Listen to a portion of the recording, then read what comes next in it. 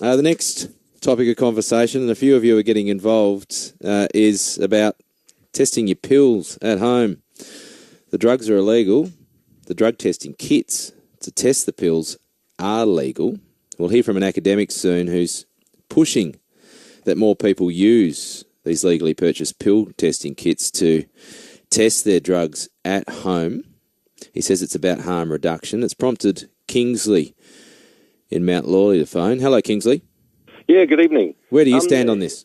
Well, this idea that people aren't going to take drugs because they're illegal is ridiculous. And the whole point behind having pill testing available, either at festivals or at home, is to, reduce the harm to individuals who aren't making good decisions. So the idea, we already know that the government's not really prepared to step up and put pill testing in. So, this just makes sense for harm reduction to let people be able to check pills in another way. So if you had an 18-year-old son, would you be promoting that sort of thing? I wouldn't be promoting it, but I would be telling them to try and make good decisions. And if one of those good decisions is to test any drugs that they're going to take, then I think that's a worthwhile thing. Thanks for getting involved, Kingsley. Cheers. 1300 560 222 is the number. Now, 5 people have lost their lives to drug overdoses Australia-wide this festival season. All states and territories have refused to endorse pill testing at festivals, except for the ACT, who have run a trial and will run another soon, from what I understand. Do you support the idea of testing pills at home? The testing kit is legal, the drugs illegal. Where do you stand on this? 1300 560 222. My guest is Edith Cowan, Senior Lecturer in Addiction, Dr. Stephen Bright. He says it's all about harm reduction for him, thus his push for people to do pill testing at home. Afternoon to you, Stephen. Hi, thanks for having me. Now, you say this is about harm reduction, but is it a risky thing to come out publicly vouching for home-based pill testing when what is being tested are illegal? It's not really coming out about it. These kits are already available. I guess what I was hoping to do was, in the absence of the more sophisticated pill testing, which your previous caller sort of said should be introduced, which is far more accurate, make sure people are aware that they can access these kits, but also provide them with education about their limitations. I think that's the most important part of promoting reagent testing kits, is that people understand the limitations of them. So how unsophisticated are these home kits?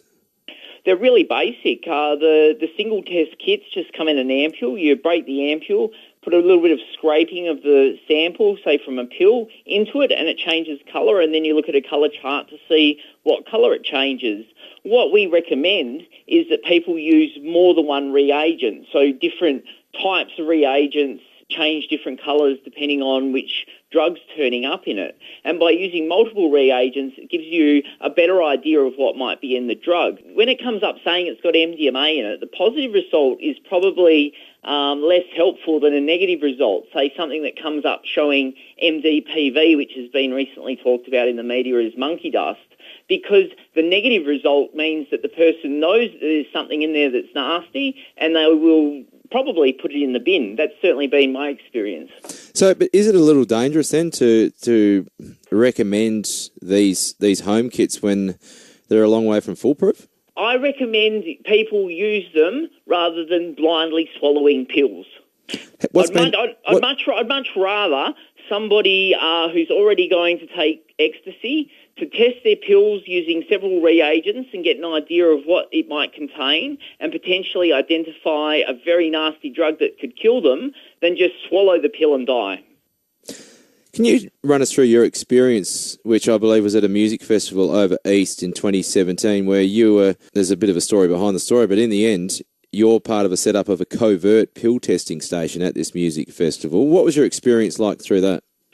Well, the experience was very interesting. I mean, once we had identified a particularly nasty drug, the event controller there, who was ex-law enforcement, asked us to set up an illicit testing station. He said, do it quietly, don't put up signs, but get word of mouth out that this dangerous drug's been identified and people can get their drugs tested in this sort of tent that was behind a tent.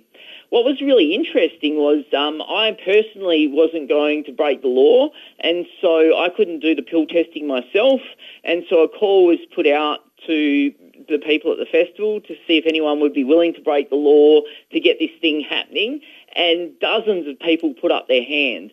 And so we had, I don't know, something like 180 samples come through, and a number of them we were able to identify adulterants in, some of them quite dangerous.